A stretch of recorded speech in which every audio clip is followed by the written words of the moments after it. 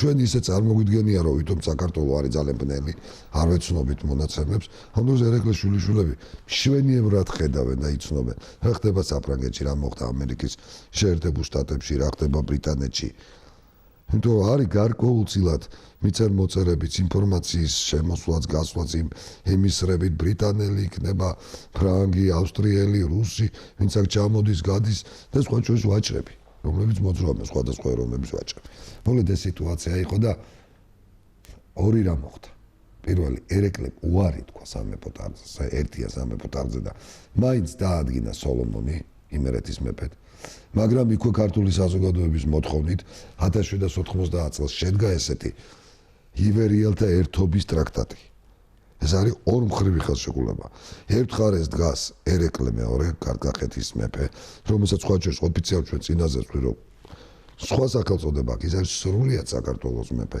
ესე ანაკურთხი თეიმურაზიც ეკლესიურად მე ერეკლე 1772 წელს და მეორეს მხრივ იმერეთის მეფე გურიელი დადიანი და სხვები რომლებიც აცხადებენ რომ საქართველოს უზენაესი მეფე ფაქტობრივად საერთაშორისო ტერმინით რო თქვათ იმპერატორი ხდება ერეკლე მეორე ეს დაახლოებით ისეთი მოდელია გერმანიის იმპერია რო შეიქმნა 1871 წელს სადაც რამდენიმე მეფე და ჰერცოგი არსებობდა ისევ მაგრამ პრუსიის მეფე ავტომატურად იყო გერმანიის იმპერატორი დაახლოებით ესეთ მოდელზე მიდიან რომ ომებში რა თქმა უნდა საქართველოს მეფე ანუ ამ შემთხვევაში ერეკლე მეორე არის უმაღლესი მთავარსარდალი ყველა მოვალეა ერთად იომოს და საგარეო პოლიტიკაში განახორციელონ აბსოლუტურად ერთიანი კურსი მაგრამ რა თქმა უნდა ეს იყო მაინც უფრო ცუდი ვარიანტი ვიდრე ისო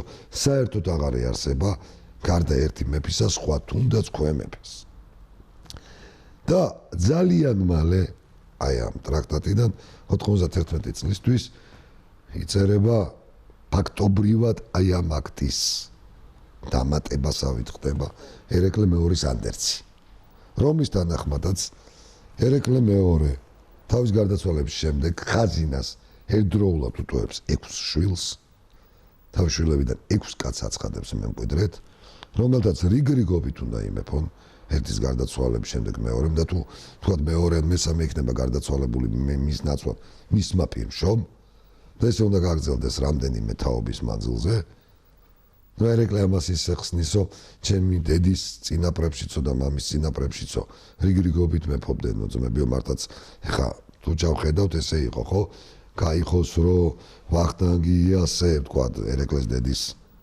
ხარეს კახეთშიც ასევე დავითი მამყულიხანი მერე კონსტანტინე მერე თეიმურაზი ხდებოდა თეიმურაზის მერე ერეკლეს უფროსი ბიძაშვილი ალი მირზა კი ბატონო ასეთი პრეცედენტები იყო მაგრამ რა თქმა უნდა ეს ქვეყნისთვის საბოლოო ჯამში სასიკეთო არ იქნებოდა მოკლედ ყველაფრის იმის გათვალისწინებით რომ ტახტის მემკვიდრის პირველი მემკვიდრე დავითი უარგისი იყო იმის გათვალისწინებით რომ ერეკლეს შვილთა მეორე ცოლთა შეძენილ შვილთაგან ერთ-ერთ ძალიან ვახტანგ ძალიან უნდა მეფობა და მართლაც არ ემეტებოდა საქართველოს ერეკლეს აი უარგისი შვილიშვილისთვის შედგა ესეთი აქტი რომელი აქტიც შემდგომში გადაიქცევა კრწანისის კატასტროფის ერთ-ერთ ასე ვთქვათ საფუძვლათაც უბრალოდ თბილისის აოხრების ერთ-ერთ საფუძვლათად არა მთავარ მაგრამ ერთ-ერთ და შემდგომში საქართველოს სამეფო დინასტიის გაუქმების იმიტომ რომ აქვე უნდა ვთქვა და ჩვენ ამაზე გვექნება საუბარი 1801 წელს რუსეთმა საქართველო კი არ გააუქმა ბაგრატიონები ჩაენაცვლენ რომანოვებით აქტები რომელიც გამოცემულია პავლე პირველის მიერ პეტერბურგში იანვარში 1801 წელს და შემდგომში 1801 წლის 12 სექტემბერს მოსკოვში იქ არ არის საუბარი საქართველოს ქვეყნის და სახელმწიფოს გაუქმებაზე იქ არის საუბარი იმაზე რომ საქართველოს მეფობას იღებს ჯერ პავლე და მერე ალექსანდრე და მართლაც რუსეთის იმპერატორის ტიტულს ემატება ესეთი ტიტული მერე ცარ გრუზინსკი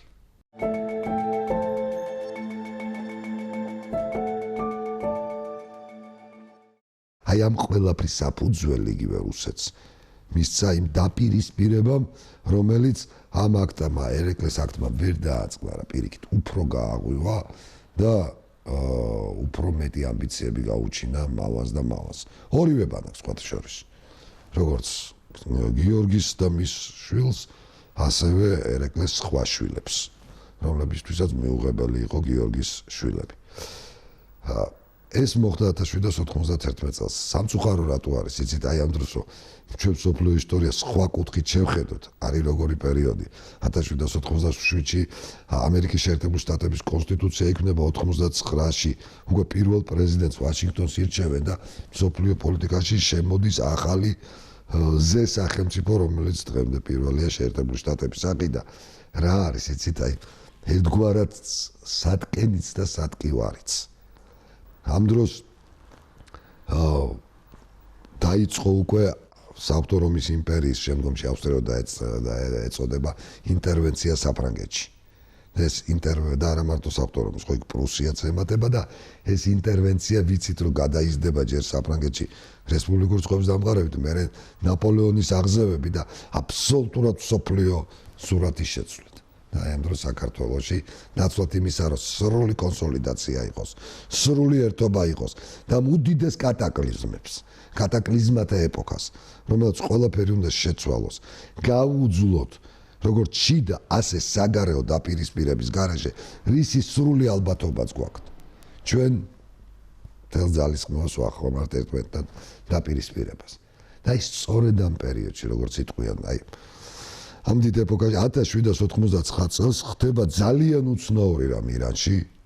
ბოლოს და ბოლოს ირანი, რომელიც მოცული აქვს გაუთავებელ ათეულობით წლები რო გრძელდება სამოქალაქო ომებს, ერთომზარ ომებს. ირანელს ყოველ შემთხვევაში ჩრდილო ირანელთა უდიდესი ნაწილი ეგუება და აღიარებს, რომ ირანის შახი, ოღონ ისე რომ არ ეკურთხოს, მაგრამ პირველი პირი, მეფე, შეიძლება იყოს ადამიანი, რომლის გასვიც არასოდეს არ მოსულა სათავეში, მით უმეტეს ისლამურ სამყაროში, საჭურისი. აღა მაჰმად ხანი. ადამიანი, რომელიც 5 წლის ასაკში დაასაჭურისა ადილ შაჰმა, ნადირ შაჰის ძმისშვილმა და მემკვიდრემ და რომელიც სხვათა შორის იყო ერთ-ერთი უძლიერესი დიპლომატიც, საკმაოდ კარგი სამხედრო სტრატეგიც, უბრალოდ დაზიანებული ადამიანი ფიზიკურად. და ვიტყვი ერთ რამესაც, იმ დროინდელ ირანის მოღვაწეთა შორის ალბათ ყველაზე დაცლილი რელიგიური ფანატიზმისგან. ადამიანი, რომელსაც აი რელიგიური თემა ყველაზე ნაკლებად ალბათ აწუხებს და მის ორ დასტურს ვიტყვი. პირველი, საჭურისობა, რომელსაც ისლამი საერთოდ გრძალავს და უცხოელებს ასაჭურისებდნენ და ისე ყიდულობდნენ ხალხს განსხვავებით თავისუფლად ბიზანტიელებისაგან, ეს კაცი საჭურისია. და მეორე, ეს კარგად იცის, რომ ისლამთან შეუსაბამობაშია, როგორ გქონებოდა, თუნდაც შიიტურთან, მისი პირველ კაცობა. და მეორე, მიუხედავად იმისა, რომ საჭურისია, მას მოეწონება ულამაზესი ქალი და მოიყვანს ცოლად. ახლა აქ ჩვენ სექსიზმში არ გადავიზრდება ჩვენი საუბარი, რა თქმა უნდა. უბრალოდ მას უნდა რომ ყავდეს ირანს დედოფალი და მოიყვანს ცოლად და ცოლს სახელსაც კი არ შეუცვლის. და მთელი ირანული ისტორია იცნობს და სინამდვილეც მას მარიამ ისრაელელის სახით, მარიამ ებრაელის სახით. მართლაც მე ეს მარიამი აღა მაჰმად ხანის სიკვდილის შემდეგ აღდება მისი მემკვიდრის და ძმისშვილის ერთ-ერთი ცოლი ფათალია შახის. და საიდან ვიცით, რომ ისრაელელია, იმიტომ რომ არ არეოდან. ორი ყველაზე ლამაზი ქალი იყო ირანში, ფათალი შახის ცოლები. ეს იყო და ორივეს ერქვა მარიამი. სხვა ჩვენს ფათალი შახმაც არ შეუცვალა საკეთი. პირველი იყო მარიამ გორჯი და მეორე მარიამ ებრაელი. ქართველი და ებრაელი ქალები.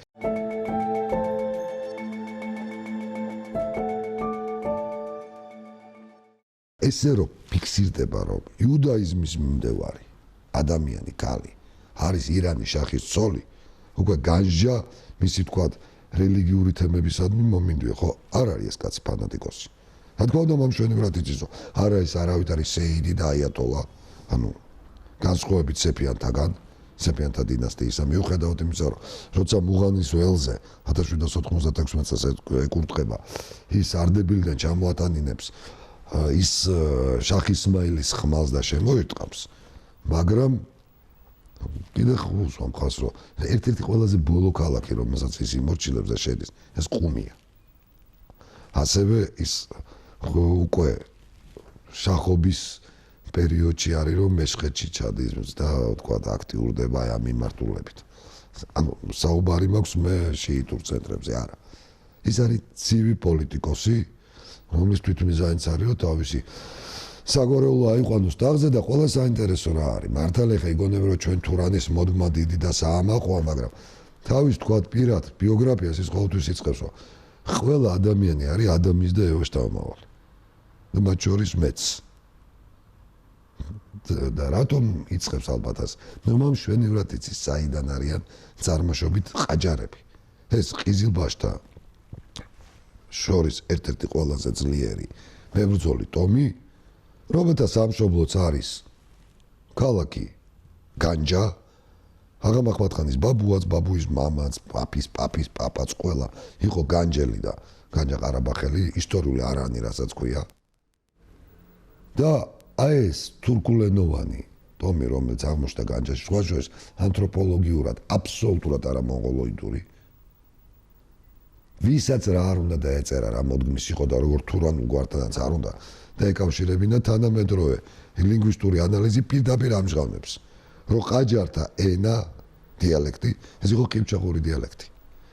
და რომ ისინი იყვნენ წარმოშობით არანაირად ოღუზები, არანაირი სელჩუკები.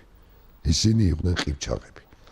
დავით აღმაშენებელმა ჩამოასახლა მოგეხსენებათ ყიფჩაღებში 40,000 ოჯახი პირდაპირ ქართულ ცხოვრებაში განასახლა საქართველოს საზღვრების სამხრეთით და სხვათა შორის აი კავკასიური ისლამური წყაროებს თუ დავაყრდნობით, ყიფჩაღებს ჩვენ სწორედაც ვხედავთ კვარსა და არაკს შორის. შემდგომში აქ არიან გასახლებულები და უკვე მონღოლების შემოსევის შემდეგ მოხდა ჯერ ერთი მათი ინტეგრაცია მონღოლებთან. მერე გამუსულმანებმა, მერე გაშეიტება, მაგრამ ეს ყიფჩაღური ფენომენია. კავკასიელია. შესაბამისად რატომ ვამბობ? ერთის მხრივ ეს არის ადამიანი, რომელთანაც დალაპარაკება შეიძლებოდა, რა თქმა უნდა. მეორეს მხრივ ძალიან სახიფათო.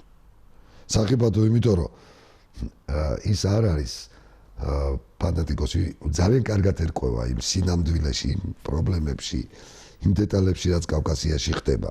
და ამავდროულად ეს კაცი საერთაშორისო ძალებისთვის კარგად გამოყენებადი და გამოსაყენებელია.